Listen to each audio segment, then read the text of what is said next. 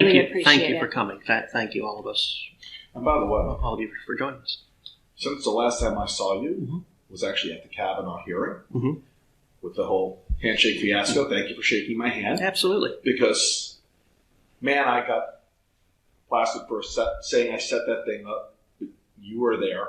I was nothing of the sort. So appreciate you doing that. So I'm gonna start, and I prepared pretty heavily for this meeting. Okay. And there's no animosity at all. And I woke up this morning with a panic attack. I have anxiety. And it wasn't about you in particular. I think for me, it was about what you represent and what I feel as a citizen of the country. I'm a mom. I have 2 children. You're a dad. I am. I didn't know my purpose until I had children. I look at my children and want to give them everything. Sure. All the greatest possibilities. I look at my children and I'm terrified. I don't know how to keep my children safe. And it's terrifying. And I think parents across the country feel this way. And I know you're a smart man. And I know that there are things, I know. And I know that there are things that we differ on. And I know that you're smart enough to know the perception of what is out there about you.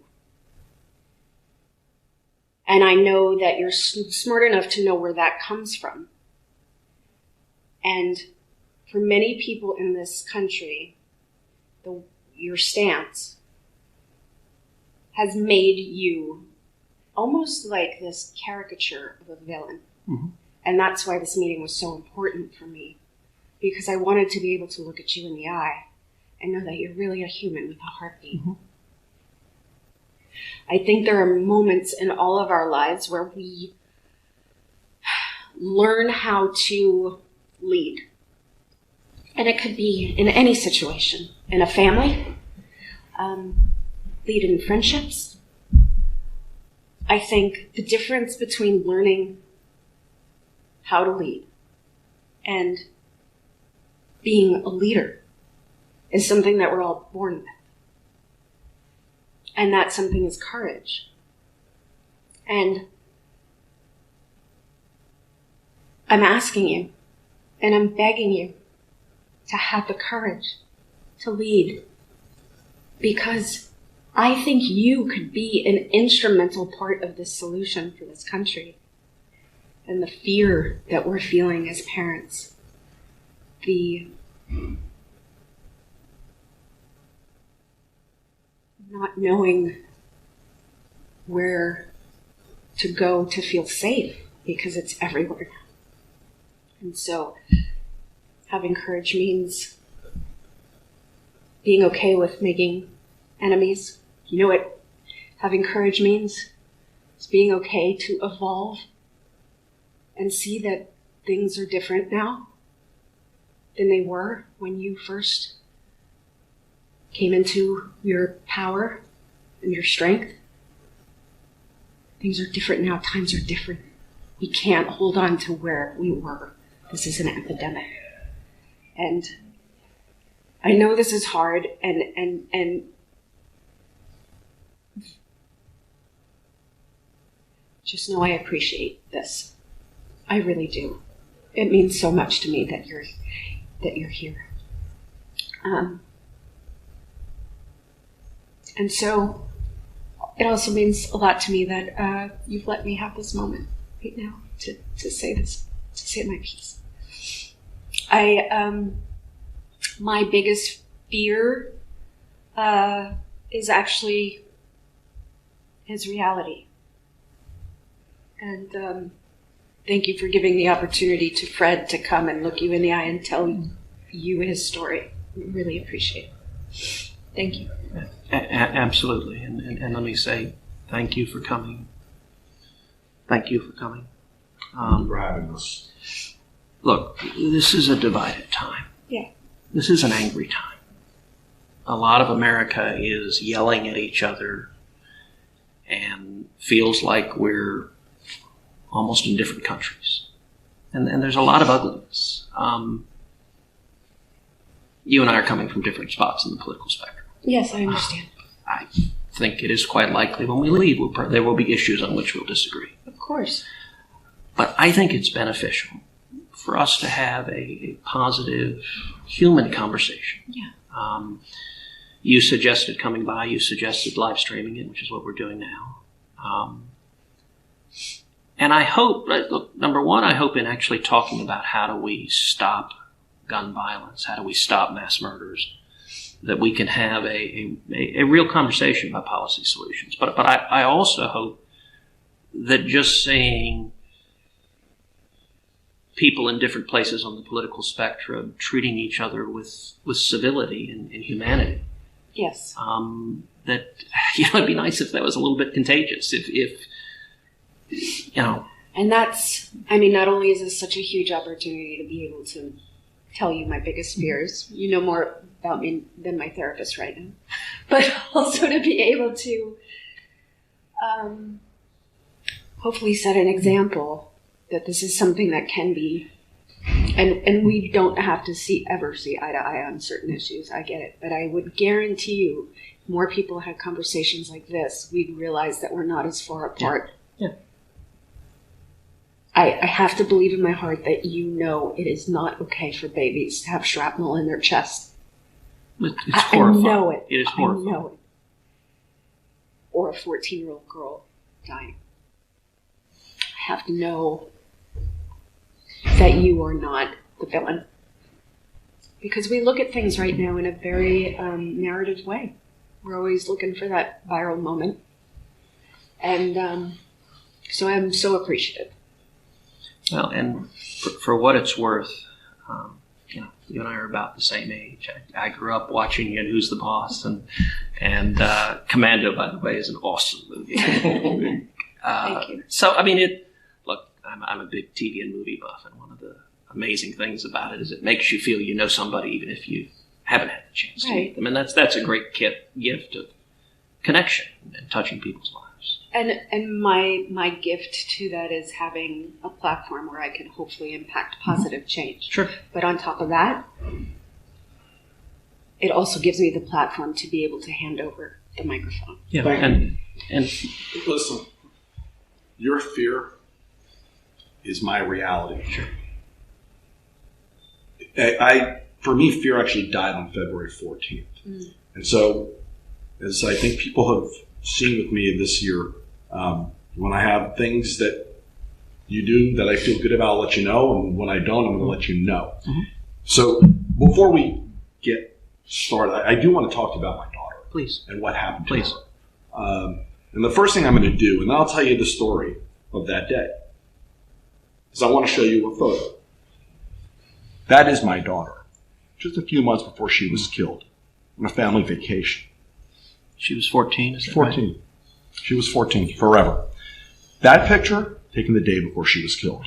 It's the last picture I will ever have the chance to take of my daughter. That picture, also my daughter. Underneath that black oval, that's her dead body. That's what that is on the third floor, not the first floor, not the second floor. She was number 33 of 34 to be shot. That's her on the third floor. And that picture is kids running for their lives over my daughter's dead body to not get shot. So I say to you, Senator Cruz, the reason why I do today, what I do today, has nothing to do with whether or not I'm a Republican or a Democrat. And when you make it about that, it pisses me off. Okay? It has to do with the fact that my daughter was shot in school. Okay? And I will tell you, if this was Republican or Democrat, go talk to Governor John Kasich and ask him how strongly I support him. Okay? Because I do. Why? Because he wants to do something about this. Go talk to Florida Senator Bill Galvano, who passed gun safety measures in Florida, and ask him how strongly I support him when the NRA brutally attacked him because he did something about this. This is not Republican or Democrat. While I don't expect you to ever agree with me on a policy measure, in fact, you probably won't, okay? The nonsense about this being a Republican or Democrat issue has got to stop. When the bullets shoot you, God forbid they should ever hit one of your kids. When the bullets shoot you, they don't know if you're a Republican or Democrat. They only know they're likely to kill you. And we need to agree on that. When you do things like grab an AR-15 and bake it, and you make a joke, man, that is horrific. Because for me, the AR-15 is the machine that was used to kill. And why did it kill 17 and injure 17? Because of the way it was designed. Again, this wasn't on the first floor that my daughter got killed. It wasn't on the second. She was second to last to be shot. My daughter, running down a hallway, it's on video. These are still photos, but the video of it is there. Have you seen the video? Nobody has, but law enforcement. And God forbid, in the trial, it's probably going to be public, and my family will be tormented by it forever. Okay? Because it's going to be a highlight reel video. Yeah. Because she's running down the hallway. He was mid-hallway. She made it to the stairwell. She was turning into the stairwell. You saw the picture. One more second, my daughter is alive today. And boom!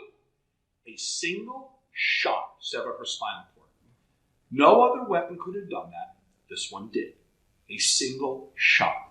So when I talk to people about gun safety, for me, it's not some make-believe argument over Second Amendment, a bastardized interpretation, okay? And that is what goes on, okay? There is nothing I call for that is an alienation to the Second Amendment. H.R. 8 is not. Doing extreme risk protection orders is not.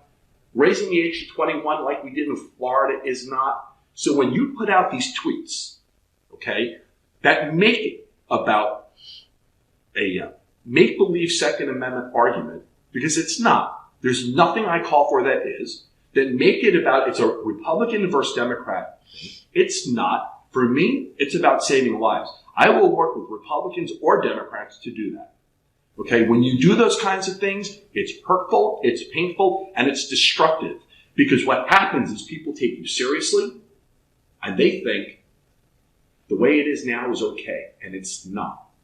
When you talk about people like me as wanting to remove your right for self-defense, which was the majority of that thread between you and Allyssa that kind of brought this meeting together, that's a load of BS. Nobody's trying to remove your right to self-defense. By the way, I have 2 guns in my household for self-defense. My father-in-law has a load of guns. That's the thing. Nobody here is trying to remove weapons from anybody. Listen, you're a gun owner, right? I am. Okay. Can you pass a background check? Yes. You ever beat your wife? No. Okay. Nobody's trying to take your guns. So the notion that people are is nonsense. The notion that you can't support H.R. 8, even though you're a senator of a state that has people now getting shot in Walmart, on the highway, in schools, I'm missing church, in every setting. Now, you mentioned the Sutherland Springs, the guy who was there to stop the Sutherland Springs shooter. How many people died first? How many people died in the Sutherland Springs shooting? I know. Before the shooter stopped? Far too many. Far too many. That's the problem. I have no issue with legal, lawful gun owners who are there to properly protect, to use their guns as they see please. What I want to do is stop those who intend to kill, those who have hate in their hearts, those who have a known propensity to be violent from having access to these weapons. And no, this isn't just about throwing the mentally ill under the bus. We need to deal with mental illness in a real way, okay? But this is about keeping those who intend to kill, mentally ill or not, away from weapons. I also want to just add to that, and I'm sorry to interrupt you, but what is the mental illness of this generation that we're creating that will be cyclical because of the fear that our kids have to deal with every day going to school because of the trauma of even having to do a lockdown drill. It's traumatic for these children. Of course. It invokes anxiety, worry. Are we cyclically creating more mental illness in this country based on that fear? It's a really probable thing. Just say this. My daughter is 17. She's a senior in high school. She has a lot of medical issues, and she has repeatedly nearly died from those issues. What scares her are lockdown drills, right? She's not afraid of dying from her illness. She's afraid of somebody coming in. But when we're talking about mental illness, my son went back to school. Yeah. It traumatized him. Yeah, and when we're talking about mental illness and treating the mental, then let's call it mental health. We also have to be aware of what we're creating now that will be future people that get their hands on an AR-15 potentially. Listen, I'm just going to say this, because nothing would make me happier. And again, I consider myself very fortunate for the relationships that I have developed with people since my daughter was killed. And maybe the reason I got off to a different foot with Governor Kasich than I have with you is because of his stance on this issue. I don't have any high expectations that you're going to change your stance. But I will ask you, as a leader in the Republican Party in the Senate, to please do so. Not on the whole gamut. I don't expect you to do that. But just even looking at what happened in Odessa, their likelihood is, had H.R. 8 been law, that would have been stopped. So if nothing else, encourage your party and the Senate to take H.R. 8 up, to take up extreme risk protection orders, of which I know many in your party do agree with. You know, if nothing else comes out of this meeting, nothing else, except maybe some little kernel of common ground that saves some lives, this will have been the best day of my life. Mm-hmm. And honestly, if we walk out of here today and your position doesn't change, I get it. You know, I mean, but you're a senator of a state that is ground zero right now for the need to do something different. Can I ask you a question? Do we have any idea of the fiscal impact of these mass shootings in these states? Is tourism down in Texas? Is tourism down in Florida? Is there any indication that economically that these mass shootings are hurting? I haven't seen any estimates of that, but let me say a couple of things. No, thank you. Let me say, first of all, Mr. Gutenberg, what you went through and are going through today and every day going forward is hell. It is, to lose a child, there's nothing worse. And I know you and your family are in pain and agony. It is horrific. It is wrong that your daughter was taken from you, that she was murdered. And when it comes to these mass murders, as you know, Texas has seen a lot of it. Santa Fe High School is less than an hour from my house. I was at home that morning when Santa Fe happened. Drove to the school, was there within about an hour of the shooting, and was there with the families, with first responders, with teachers, with that community that grieved. Sutherland Springs is just a couple hours from my house. I was in Sutherland Springs the day after the shooting. I stood in that sanctuary when it was still covered with blood and shattered glass, pews against the Makes wall. No sense. Seeing that Sutherland Springs church remains the most horrifying thing I've ever seen in my life. I was in El Paso right after the shooting there. I was in Odessa this week right after the shooting there. So I have been with Texas families crying, grieving over their children, over their parents. It is horrific. It is wrong. And it's screwed up. we need to do more to stop this. So let's do it. I agree. And look, one of the purposes of having this conversation, when it comes to an issue like stopping gun violence, I think the two sides believe the worst out of each other. Mm-hmm. I don't think either of those caricatures are right.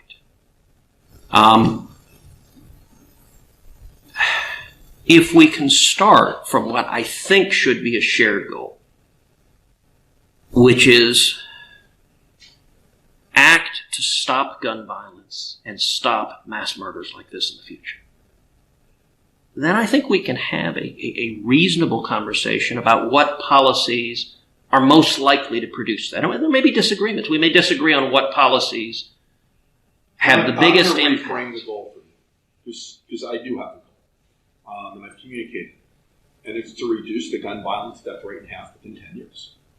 It's currently at about 40,000 a year. Now, a good number of those are suicide. So we must deal with the mental illness or mental health part. But a good number of those are not suicide, they're homicide. My goal is to reduce that number in half within 10 years.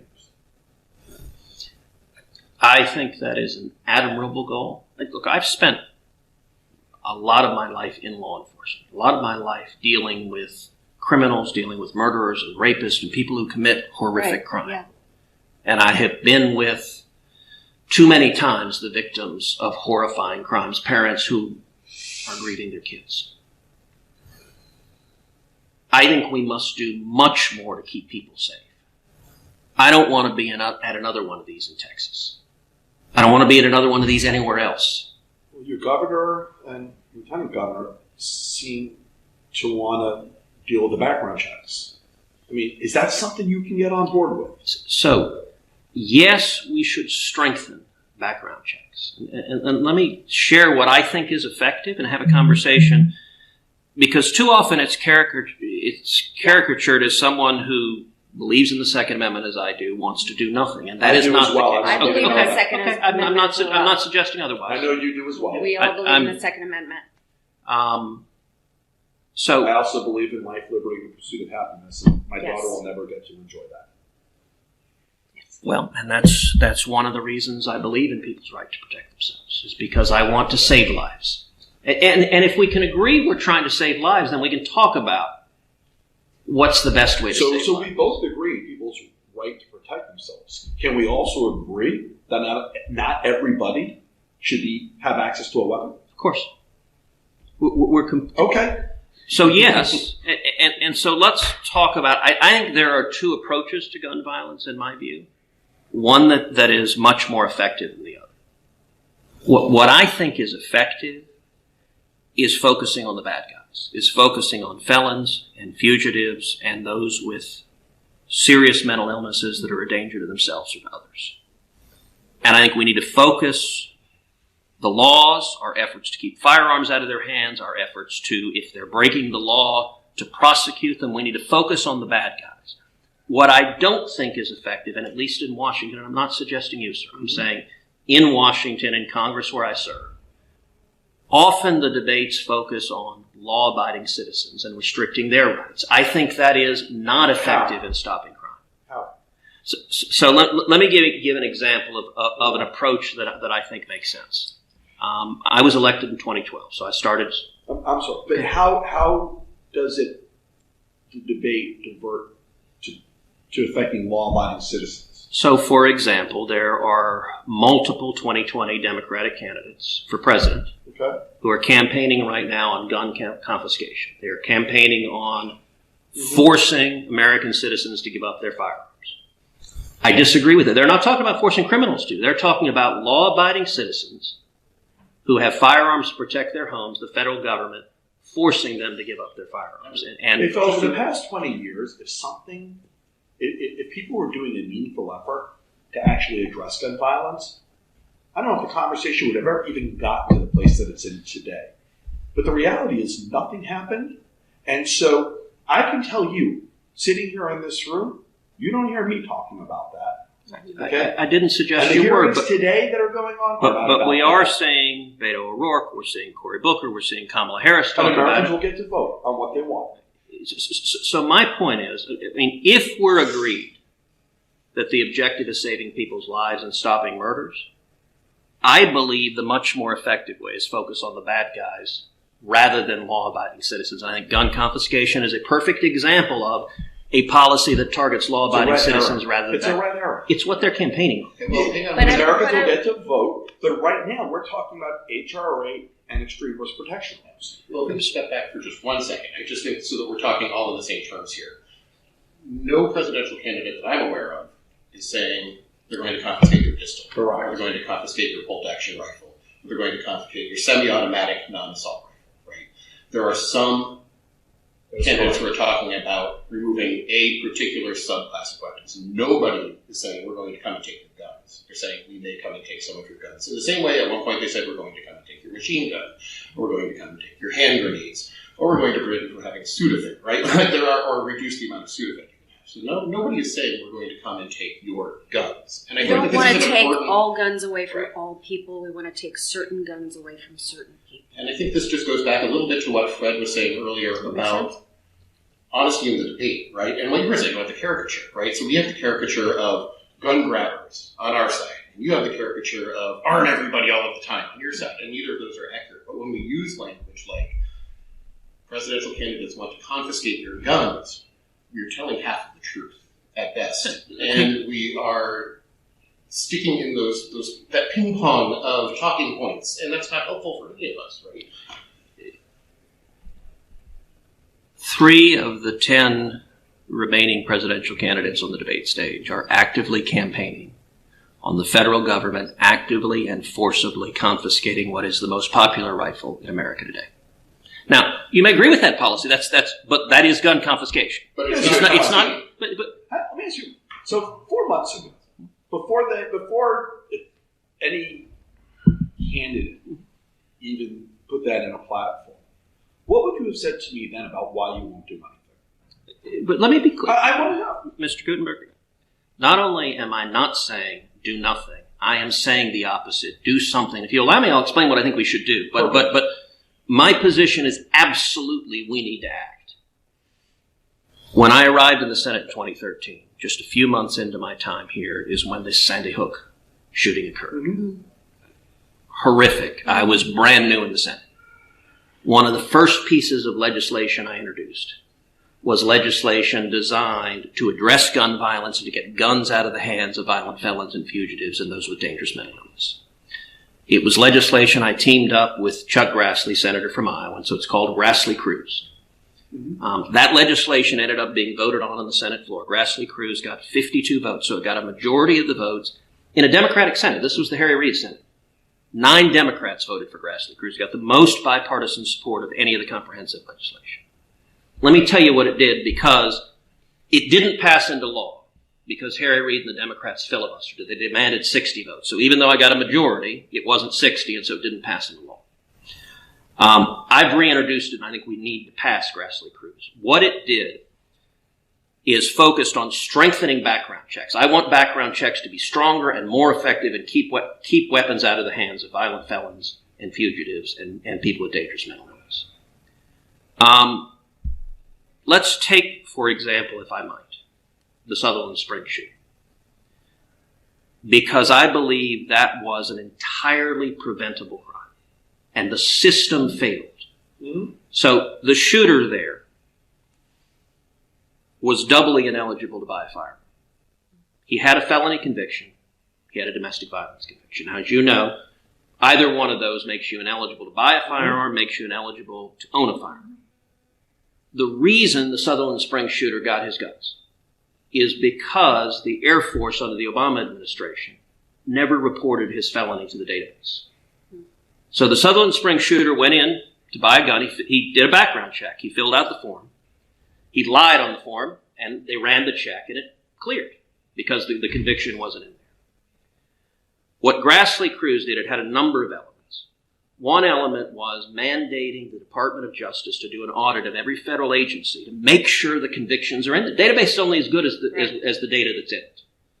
And Grassley Cruz was designed to catch convictions like the Sutherland Springs shooters. It also, a number of states and local governments have really poor records reporting their convictions for mental health adjudication. So Grassley Cruz was designed to be really aggressive, incentivizing states and local governments get the convictions in the database, get the mental health adjudications in the database, so that we know none of this works unless the database has the data.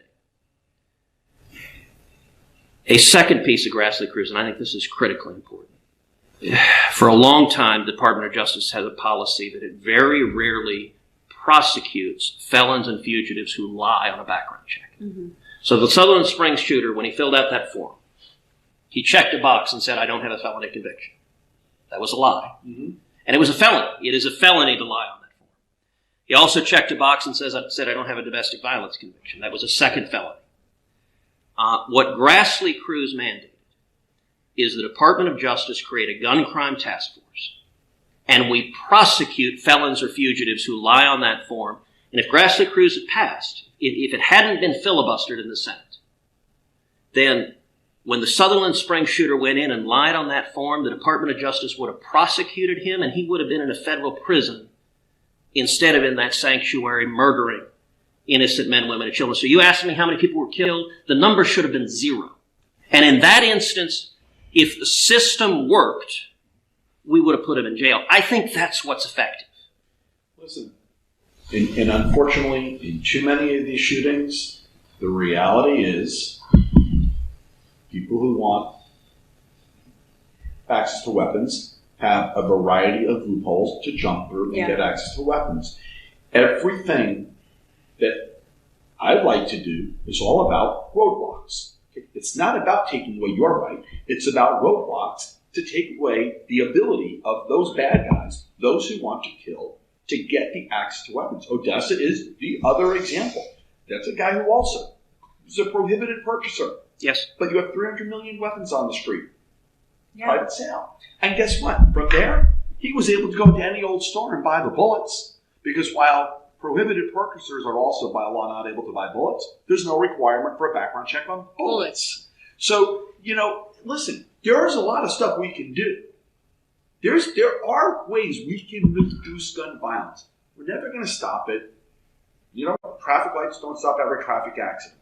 They stop a lot. And at the end of the day, okay, rather than fighting from the gun grabber versus, the other side, it would be a lot better if the rhetoric actually recognized that there was that there's a potential for common ground, and we were actually working on it. Okay, and that's partly us, but it's you also, and so right it's now, more you than us. At this point, we're asking you to be a hero. Ms. Milano, it's interesting you say that. I would encourage you, you're meeting with Democrats, ask them why they filibustered Grassley Cruz. Okay. And let me tell you why I say that. Because none of them ever articulated a policy objective to it, other than the only explanation that made sense is they were mad that their own proposals that impacted law-abiding citizens didn't pass. And because their proposals didn't pass, they filibustered a law enforcement piece of legislation. Who have I been calling out the most over the past 2 weeks? No. Well, yes. But I've been calling out the Democrats. Oh, for sure. Schumer and those senators who are running for president. And why? Because actually, while I think what Mitch McConnell is doing is horrific, okay, I actually am equally pissed off at the Democrats who were supposed to be leading and who were doing nothing but saying. So I'm calling them out too. You need to be clear on it. But for what it's worth, I urged Mitch McConnell today that we should take up and pass Grassley Cruz. I spoke with the Attorney General yesterday. What about background checks? The background checks bill that's out there now. So I don't believe that would have a meaningful impact decreasing gun violence. But isn't it worth trying? It probably would have stopped Odessa. So I don't believe it. So we can talk about it. Let's talk about that. So the existing law, and you guys know this, but not everyone watching knows this, so it's worth talking about what the existing law is right now. Mm-hmm. Existing law is that background checks are required for anyone in America who buys a firearm from a federally licensed dealer. Correct. Now, so that's existing law, and that's true whether you buy it at a gun store or a big box store or a gun show. If you buy from a federally licensed dealer, you have a background check. Mm-hmm. What is exempted right now are private person-to-person transactions. So not from a dealer, whether an instance of a grandfather giving a shotgun to his grandson to go bird hunting. That's exempted from the system. Or two buddies in a deer blind that one sells a deer rifle to another. Those are exempted or one from the gang system. member to another gang member. Mm-hmm. That's the reality. Except for the fact that if you look at actually where the guns used in crimes are coming from, they're not coming from those sales. If you look at, for example, gun shows, a lot of discussion of gun shows. Fewer than 1% of the guns used in crimes come from gun shows. That's not where the criminals are getting their guns. And if you actually want to stop violent crime, let's take the Sutherland Springs shooter. His not being prosecuted, now his conviction was in the database, so they didn't flag it. But if it had been in the database, he wouldn't have been prosecuted. That's not an exception. I'll give you stats from 2010 just because I happen to know that year. 2010, there were 48,000 felons and fugitives who tried to illegally buy a firearm. That's a lot of felons, a lot of fugitives going in and trying to buy a firearm against the law. The Department of Justice prosecuted 44 of them. 44 out of 48,000. I've had hearings where police chiefs have yelled at me and said, I don't have time for paperwork offenses. And my view is, look, it is not a paperwork offense. If you've got a felon who's trying to illegally buy a firearm, I think we should prosecute him and put him in jail. That is dangerous. And if you look at Odessa, I agree with you. so let's take Odessa, for example. So I know you want to say something. That's So, okay. You can say anything. I'll come in with it. So listen, on Odessa, I have been pressing. I have not yet gotten an answer. I've asked the FBI. I've asked the Department of Justice. The Odessa shooter, we can't get answers from the FBI department yet either. So I get that. and I understand the frustration. I've You worked have no closely with the Santa Fe families, and I know that can be a frustrating process. The Odessa shooter initially tried to buy a firearm from a licensed dealer. He was denied. He was denied because he had been committed, adjudicated to have mental illness and was a danger to himself and others. What I don't know is if he lied on his form. I haven't gotten an answer to that yet. The reason that's relevant is if he did lie on his form, under Cruz, which I'm pushing us to pass, we would have prosecuted him for lying on his form and we could have prevented Odessa. I mean, this is why, if the objective is stop these crimes, I want to focus on policies that really would stop these crimes. And when it comes to prosecuting person-to-person sales, not from dealers, that I do not believe would stop these crimes. So let's do HR rate and arrest Cruz. I mean, they both said... So, here's the thing, is that we have a serious problem, and none of the politicizing of the solution is going to help, and none of the rhetoric around the guns, the Second Amendment is going to help the root of this problem, right? Which is people are dying, children are dying. We're in a country that's very fearful. We have to try everything and figure out what works. Isn't that worth it? Isn't it worth it? So Ms. Milano, yes. You can call me Allyssa. Okay, and you're welcome to call me Or Ted. Phoebe. Are your sisters here? They're outside. By the way, how many times a week is Charmed on Only reruns? when you're in the gym. It is. I mean, it is amazing. It's impressive how much y'all are on here. Isn't it worth it? Isn't it worth it? Can't we? Yes, we figure should this do out? everything we can to stop violent crime, but there is a flip side to this, and it's a flip side that I'm very concerned with, which is that guns are also used to stop crimes. And so... But who's stopping that? That's where you lose me. Okay. Yeah, and you can't. How is a security guard what do security guards carry? Yeah, let me carry. If they carry anything, carry like a 9mm pistol. Going to stop someone with an AR-15. So it's not just security guards. This past week in Houston, a 28-year-old African-American woman was coming home, and a group of men came seeking to assault her and surrounded her. She had a pistol in her purse and she pulled it out. We don't want to take away. Fired. She was a legal lawful gun owner, right? Yes, and So and- we stop that's it. but- okay, but We don't want to but- stop her. But that fireman, by the way, I'll say, look, it is a powerful equalizer. I guarantee you, that group of guys who came to assault her, if you gave them a choice between confronting a big guy, an NFL linebacker without a gun, or a woman with a firearm, one of the great reasons why a lot of women want to be able to keep and bear arms is to defend themselves in a case of physical danger. I understand that. My father owned a pharmacy when I was growing up. When I was growing up, he had a gun. And he, once in his pharmacy, came close to having to use it. Mm-hmm.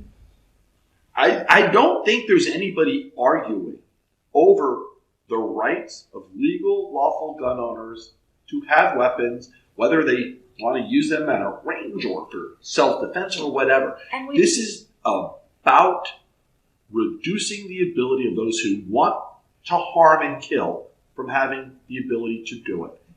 And so every time you make the argument about self-defense, it's not. But Mr. And we've Goldberg, always been a self-correcting nation. We've always self-corrected.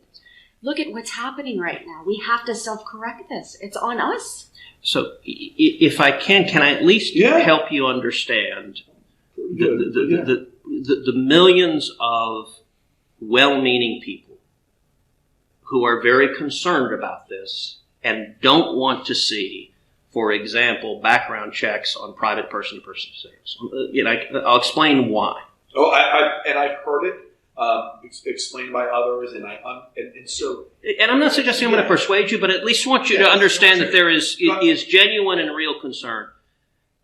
I would frame it as twofold. Number one, if you look at these mass murders, those are not the people who are committing it. So this is a proposal. It's the number one proposal championed here in Congress by Democrats, which would have stopped 0 of these mass murders that we've seen. It wouldn't have stopped Santa Fe or Sutherland Springs. It wouldn't have stopped Parkland. It may have stopped Odessa. Possibly, although the evidence is, it appears that he bought it from an illegal firearms dealer, in which case it would have impacted Odessa. Yeah, and we'll find out. We will find out. Those facts are still coming out in the investigation. Yeah. But here is the concern. And this isn't just about mass murders. Okay, the 40,000 people who die every year, they're not all dying in a mass murder. Okay, in fact, I'll give you. And most of them are dying from handguns. So let's go to Ohio. Okay, we all know what happened in Dayton, right? Mm-hmm. 2 weeks before that happened in Dayton, I was in Cincinnati. It was, I think, the second week of July I was there. When did Dayton happen? It was towards the end of July, right? Yeah. So I was in Cincinnati 2 weeks before that.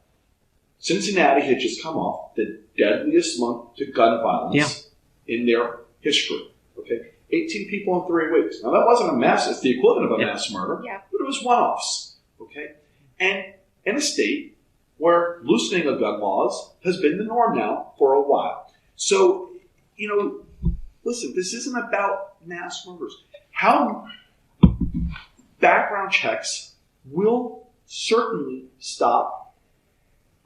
I'm not going to say the majority of those, but it will stop some of them. And if we save lives, it's worth it. Yes. But hold on a second, because there are a couple of points there that I do think need to be addressed.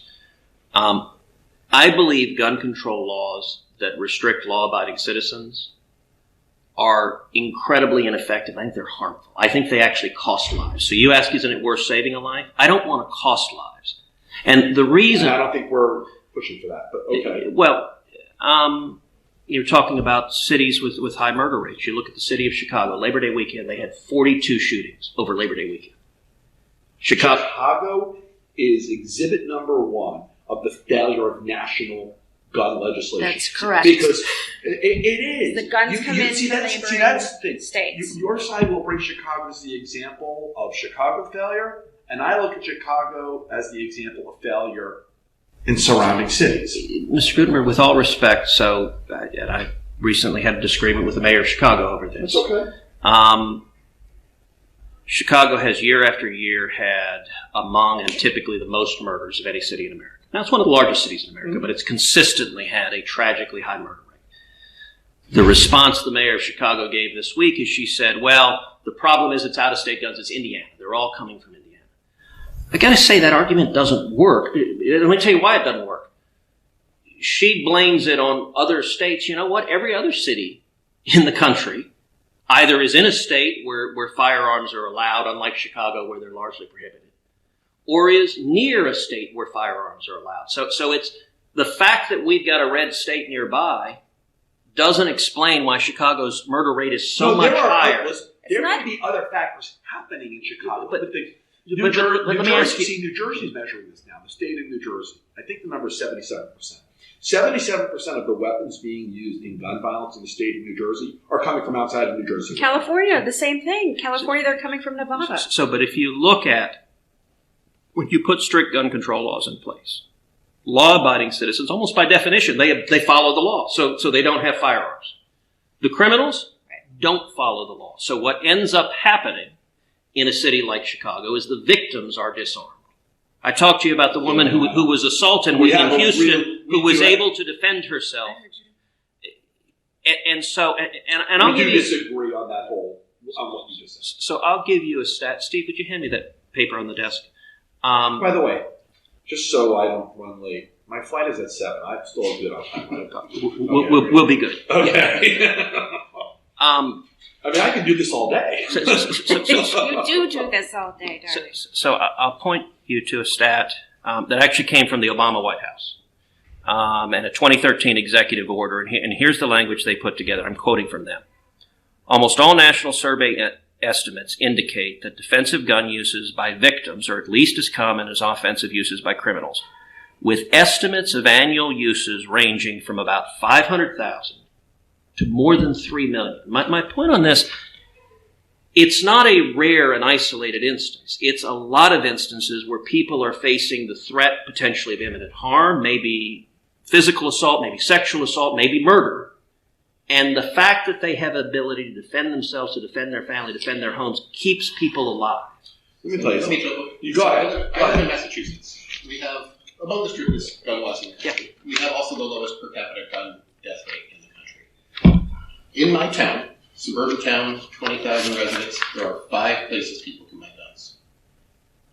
People who want guns in Massachusetts can have guns, right? We don't have AR-15s. We have some limitations on the number of guns we can buy, but I think that the person you're talking about, the person who's defending themselves, is not buying 20 guns a year to carry on to protect themselves. It's not a fashion piece. It's not a seasonal accompaniment, right? It's something that they buy to defend themselves. And you can have that.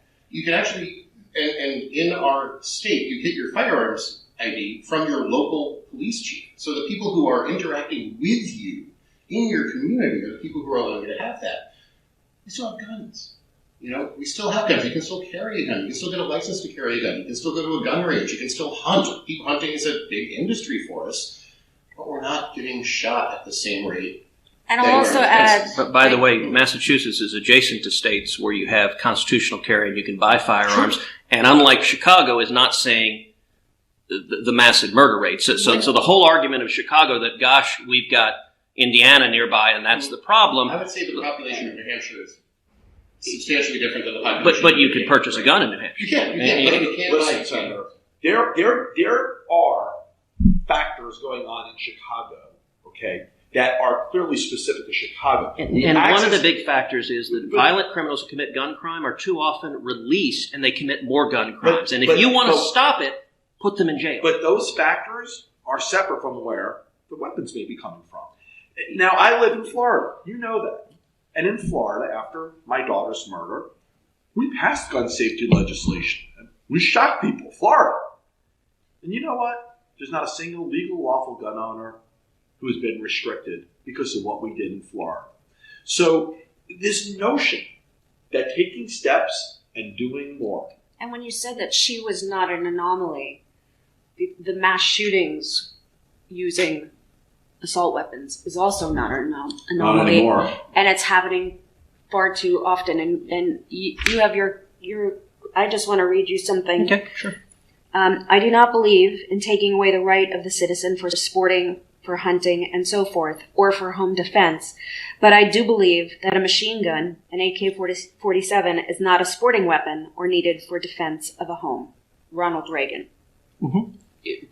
But Allyssa, as you know, but this is actually that's actually a great point. I think one that's important for people watching this to understand. Machine guns are functionally illegal right now. Mm-hmm. And my wife Heidi is a native California. She grew up in the Central Coast. Beautiful there. We have a lot of family in California.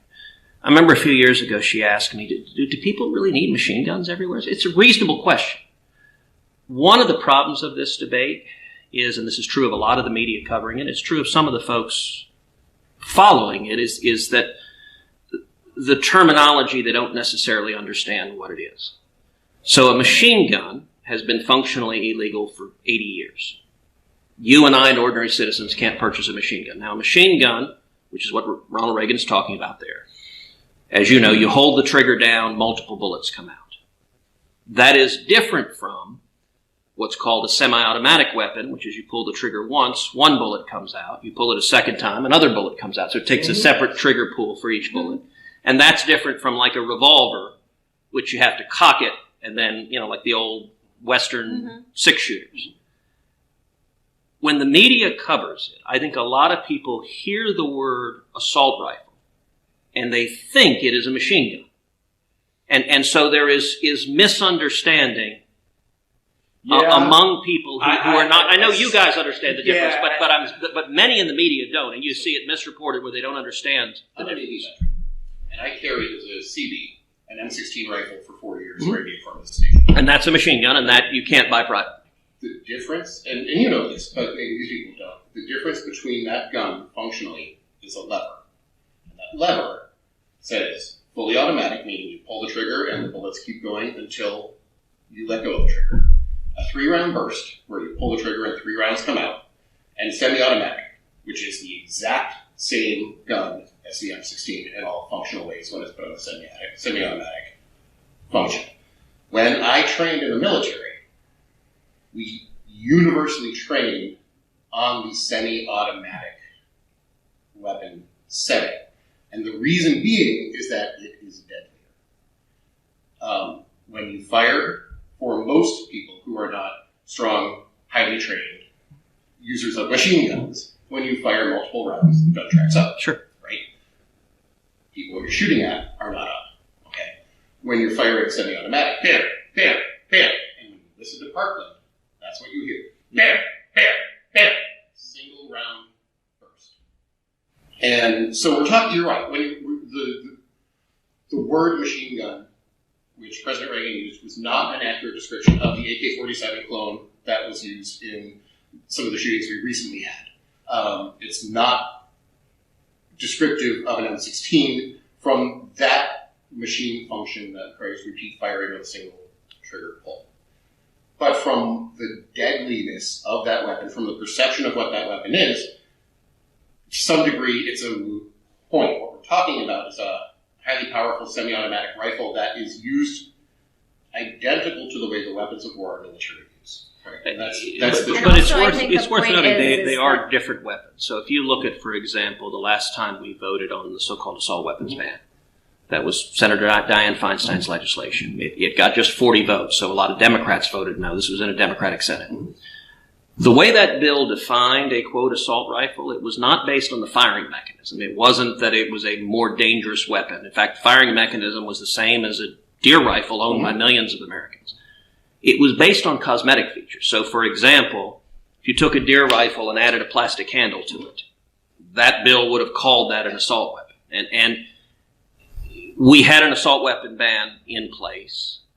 It did not have material effect on violent crime. What I tried to start this discussion with is, if we can agree the objective is keep people safe,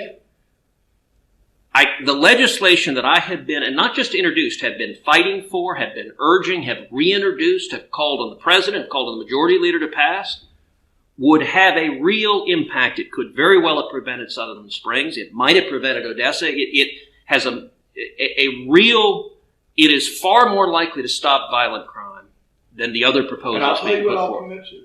I'm going to go get more acquainted with that legislation. Please. Okay? Because for what you described, and you're much more, I think, attuned with some of this stuff than I am, but for what you described, if it's what you say, I can be supportive of that, because that is what I want to do, is save lives.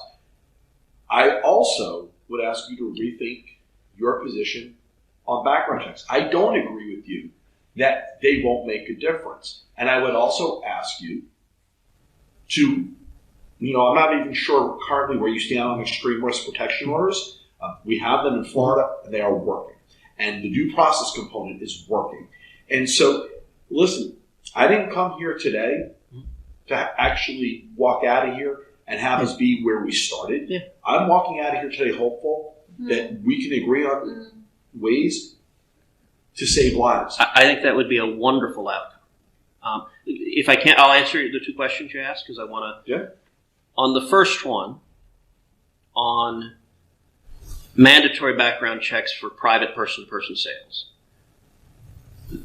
the reason why millions of people have real concerns about that is twofold. I mentioned one piece, but I want to mention the second, just so folks understand where the concerns are coming from. One is that it would not be effective in stopping the kind of crimes that have really galvanized the focus and attention on this. But the second is a... But it would stop a lot of the 40,000. Yeah. I have seen no persuasive evidence of that. Isn't it worth trying, though? This is what I don't understand. You guys keep saying that talking point, and I get it. But listen, I'm trying to get to that second point of why people are genuinely concerned. Because if you mandate when a grandfather gives a shotgun to his grandson, it has to have a background check, or when a buddy in a deer stand sells a gun to a deer stand, the next step to enforce it, many people fear, is a gun registry. That the only way you can know if someone sells a person-to-person gun is to register them. And a gun registry is how gun confiscation is carried out. And I'll point out, 3 years ago, if I said Democrats are pushing gun registration, and I don't mean you, sir, I mean elected Democrats in Congress, that claim got derided as, that's conspiracy theory, that's crazy. We now have 3 of the top Democratic presidential candidates calling for confiscation, and just today, Congressman O'Rourke called for a national gun registry to enable confiscation. So I'm not suggesting I'm going to persuade you on this. Why are they doing that? Because you have 40,000 people a year dying. But listen, I'm going to tell you what I tell my wife all the time, which is I don't live life by the what if principle. I deal with what is, okay? And what is HRH. What is 40,000 people. Cruz, Grassley Cruz is as well. I mean, that's one, and that's another piece of legislation. I commit to you. In fact, I'm going to leave you guys with my email. Please. Because I'd love for somebody to send me the legislation. We will do it today. So, here's my card. Yeah. Thank you. I don't have a card. Thank you. Okay. But we were in contact, so we'll send it to you as well. So I guess, Senator, the thing that I would like to ask, the two things I would like to ask you before we leave, are that I understand you're a smart guy and you are a legislator and you love the law, right? From what I understand about you, you're somebody who loves the law. I want to know is, do you feel like Grassley Cruz got a debate? You had a discussion. Was it not was the process perfect? Not to get all the way, but did it have a chance to be discussed in the Senate? Sure, and it got a vote. Yeah, and it got a vote. But it's worth noting that Mention to Me, which has a lot of the elements of the bill you're focusing on, also got a vote. Sure. And so they were voted on side by side. Totally agree. Listen, I think that Allyssa recently put out an op-ed that went through shootings over the last decade, 2 decades. Republican administration, Democratic administration, Republican Congress, Democratic Congress, split government. And they all sucked, right, as far on this issue. Nothing happened over and over again. Always failed. Yep. But there's debate, right? On your bill, you had a debate and a vote. So I guess do you not think that the Senate should offer that debate and that process on the bills that exist before it right now? Do you think that one person, because that's where it is right now, is one person as a leader of your party is stopping the debate, right? I'm not asking you to even vote. Well, we are having the debate. I mean, the public policy debate is raging. So let me tell you this, though. HRA, March 4th was second read in the Senate. It's not even a Senate committee. It's nothing. Nothing's happened. Okay, it's just read. Violence Against Women Act. Renewal of a hugely popular act. Read into the Senate the second time, April 2nd. Not even a Senate committee. We're having a public debate. We're not having a policy debate. Governmental. Yeah, So here is one of the challenges, and this is just where Washington is right now. Look, we're divided and angry and fighting. If you look at the Nancy Pelosi House, they're passing lots of bills that they know will never pass into law. They're not. So there are a couple of ways to legislate. One Wait is a minute. There was nothing coming out of the House before. okay. Wait, with all respect, that's not true. And we had Republican majorities in both houses. We passed a lot of Do you legislation think, and this together. is an honest question because I'm not an insider, bills like the Veterans Child Care Act, which passed through the House and has died in the Senate, that's not worth bringing up for a vote? You don't think that's political? So I don't know that specific piece of legislation. I'm happy to have our team go and look at that. I mean, It basically there said are thousands of bills that are introduced on both sides. So I don't. that when veterans are in the hospital for a long stay, that there should be child care provided. So what I'm saying in terms of where the Nancy Pelosi House is right now How about the Breastfeeding Act? is, I suspect, I certainly support the right of people to breastfeed. So I mean, I'm I don't know what the substance of the bill is, but on the title of it, I would support it. I think In the interest of Heidi breastfed our children, and it's a wonderful thing. I mean, My point is just this. I don't want to debate. There's the no. But I my do point want to is make this, a point. I'm sorry. Go that ahead. things are not progressing, even that should Yeah. be bipartisan. They should be nonpartisan, and they're not progressing. And when the public, and this is what I want to leave you with. We're all, and you can tell me what you want to leave me with. But when the public sees this divide, we feel helpless, and we want our government to work for us, for the people. And it creates hostility between the parties and how our political ideology and how we view the other side. So what I want to leave you with, when you send out social media tweets, and I know that you are playing to your audience, I want you to be mindful of not creating more divide. Mm-hmm. That's all I want you to do. And just be mindful that this has to function. We have to do something. We cannot not do anything anymore. Too many people are dying. So I agree with what you said. I want to echo and reiterate it. Look, I'll make a point for those watching. The way this came to be, if people were predicting what would happen this week, you and I sitting down would not have been don't do on the it. list. He's going to use you. He's going to placate to his, But the way this came to pass, you sent a tweet where you asked, can somebody show me where in the Bible owning a gun is a God-given right? I saw that. As it happened, I was actually sitting by the pool with my girls. They were swimming in the pool. I was with Heidi. It was, I think, Sunday afternoon, if I remember right. And I decided to engage in that substantively. So I, on my phone, typed out a response. It ended up being a series of 10 tweets where I said, listen, that's a serious question, and we ought to treat it without the snark of Twitter. Mm-hmm. So I can tell you, I try to engage in issues without going into personal and nasty attacks, without going into the gutter, without giving into the viciousness of the moment right now. And both sides are guilty of that. So can we also stop the caricatures? And can we also stop making videos with bacon wrapped around an AR-15? Look, because you're talking about villains and snarkiness. That's pretty snarky. That was not insulting and impugning anyone's character and suggesting, as you see in these nasty fights, that, you know, it gets repeated all the time, you have blood on your hands. I mean, that's how this is discussed, is that you're, I forget what your thing was, like a, villain, cackling for people to die. Okay, that doesn't help the discussion. And you know what? I guess there are some, these psycho murderers are that, but there are rarely people in public life that are actively seeking to cause human suffering. That we may have disagreements about the best policies to protect people. And for example, I want to make sure people's right to self-defense is protected, because the up to 3 million people a year who are defending their home, I want to protect their lives too. But I do think it's really beneficial that we're having a conversation on substance. I agree. And if we agree we're trying to solve a common problem, look, in 2017, I did 3 town hall debates with Bernie Sanders. He and I disagree on a lot of things. I mean, we're very different places politically, but we did 1 on healthcare, 2 on taxes, 90 minutes each on substance. I think we need a lot more of that, where we actually engage positively. I want to see Grassley Cruz passed. I'm pushing for it. I don't want to do nothing. I want to put the dangerous criminals who are taking people's lives in jail so that they don't take anyone else's life. And when it comes to working and prevent them from getting guns, and keep them from getting weapons yes, before they yes, commit absolutely, absolutely, yes.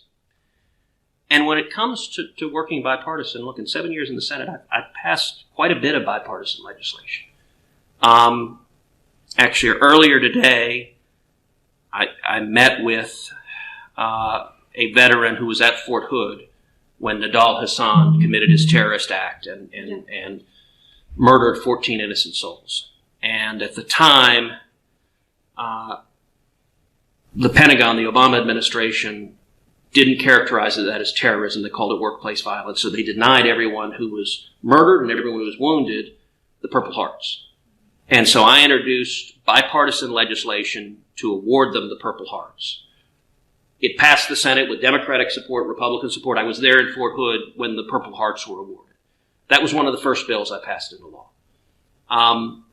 Just a little over a month ago, I joined with Senator Tim Kaine in passing a resolution in the Senate condemning anti-Semitism. We're seeing a rise of anti-Semitism across the country. And we saw the House try to pass something on anti-Semitism and fail. The Democratic caucus fractured. They couldn't agree, and they couldn't pass a clean resolution on anti-Semitism. I wanted the Senate to do better. So I approached him. I said, let's come together. Let's unequivocally condemn the evil that is anti-Semitism, condemn the bigotry of the BDS movement. We drafted a clear and unequivocal resolution, passed 100-0. We got unanimous agreement. Actually, Grassley Cruz, when it was voted on, as I said, we got 9 Democrats on it. I believe that is more bipartisan support than any of the other comprehensive legislation. So I'm looking to send me the legislation. Okay, we will do it today. So, and then I'm just going to ask you to step back just a little bit. Then I'm going to. Okay, you got to check. So, and I know we're running out of time. We've been 90 minutes. I got time. Yeah. Thank you. Yeah, and I do appreciate it. And the one question I'm asking, I don't mean this as a gotcha question at all. I really mean that this is an important part of the policy debate. You were able to name the terrorist in Fort Hood. Yes. Can you name the man who shot Squirrel Hill? The shooter in the Squirrel Hill synagogue temple. In the temple. So I think that, but the reason I ask this is not to catch you on that, but I think that our government needs to look beyond. Yes, there's a rise in anti-Semitism. There is a rise in anti-Islamic hate. There is a rise in white hate, in white nationalism, in all of these things, and they're all terrorism. And we need to be able to focus on those things. But beyond that, I just want to step back and say that you said that we all need to have more discussions like this, and I absolutely agree with you. But the thing that I'll tell you is that Fred doesn't get a vote in the United States Senate unless it's going to vote in the United States Senate, and I don't get a vote in the United States Senate. But you all have voices, and you have strong voices. We do. And we're going to use them, and we'll continue to use them, and I hope we can continue to have discussions like this. But the people who can do something are you, right? And you in the United States Senate. We can be loud, we can advocate, we can campaign, we can run for office ourselves. We can do these things, but we can't vote in the United States Senate right now, and you can. And you say that these bills coming out of the House are not going to pass? Okay. So debate them, make them better, pass them, or vote them down. Do that part, right? And you know what I'm saying? Like, okay, but and you can't do everything, but there are some big things that we can agree on. So let me respond to that 2 pieces. One thing that I actually feel very strongly about is that I don't repeat the names of these mass shooters. And actually, the Nidal Hassan point is a good point. I did repeat his name, and I'm not sure why, but the Parkland shooter, I won't say his name, or the Santa Fe shooter, or the Sutherland Springs. These are evil bastards who should burn in hell. And they want infamy. we should celebrate your We agree daughter. on We should something. How about celebrate. that? We should celebrate those who lost their lives. We should celebrate the heroes who risked their lives to save others. And I've urged the media. I've urged people just don't say their names. They deserve You know full what? punishment and then Can to I be. say something, and then I'm going to kind of end my point. Because I'm glad you said that, because it really does bring this full circle. On Friday, I was in New York, and the reason I was there, my brother was added to the New York Fire Department 9/11 Memorial Wall. My brother ran the triage for the World Trade Center. He was a doctor. Thank you for that. So Did he survive, or was he killed? it's an amazing story because he hid out in a room with 10 doctors at a basement level, and that room, everything around it turned to rubble. That room didn't. Wow. They spent 16 days at Ground Zero Wow. treating people. Wow. 2013, he got the cancer that came with it. He died October of 2017. 4 months later, my daughter was killed. Mm. I tell you this because we do. We have a country full of amazing heroes that we need to protect. But the reality is when that happened, when 9/11 happened, this country took steps that probably made politically a lot of people very uncomfortable to save lives, to make sure it never happens again. Okay? And so I just want to leave you with that. Gun safety for me is no different than 9/11 was. Now, I've lost somebody to 9/11, and I've lost somebody to gun violence. Okay? That is why I don't want to get caught up in the BS arguments that run people all over the place, ultimately nowhere. I want to do something about this. And I would be much happier with a bipartisan supported bill with your support, okay, than not. Now, I'll keep fighting for these bills with or without your support, but I'd rather have it. And how amazing would that be if that was your legacy? If Ted Cruz stepped up, worked this out, and you helped us fix this problem. I can't think of a more amazing. Well, and let me say a couple of things. I know you've got to catch a plane, so we need to be respectful of everyone's time. They'll be happy to stay. Let me say thank you also for turning your pain into trying to have a lasting and positive legacy. The agony you and your family felt, it would be easy for that to paralyze you and overwhelm you. And thank you for channeling that into fighting to make a difference. That takes courage, and it means you also have to relive what happened that day and talk about it every day. So thank you for that, and Allyssa and all three of you, thank you for just having a real conversation. Thank you for the opportunity. I think that's beneficial. I really appreciate the opportunity. Please do something about gun violence in our country. You have my word. I will continue fighting, and I want to stop these criminals before they carry out their crimes. And keep them from getting access to weapons. Absolutely, yes. So, Thank you, sir. thank you. I just like to leave this with you. So Okay, just great. A little bit of information about sort of what we're talking about, and a little bit, I think where we are is that the relationship with the Senate and the people is broken. And I think conversations like this can go a little bit away. And I'm also going to say, I will give the Democrats as much hell about working together because I don't. The thing that's been so frustrating for me is having that we should celebrate bipartisanship. That's how it's supposed to work. Absolutely. We need to keep working towards that, even if it's not working there right now. And I know it's so easy to get wrapped up. Trust me. Thank you. I'm going to hug you. Absolutely. Thank you so much for your time. Thank you for your time. Of course. Are you headed home, or when do you head back? I'm going to go to the markup in the House on 4 different bills on gun violence, and then I go back tomorrow afternoon. Safe travel. Thank you so much. Be in touch.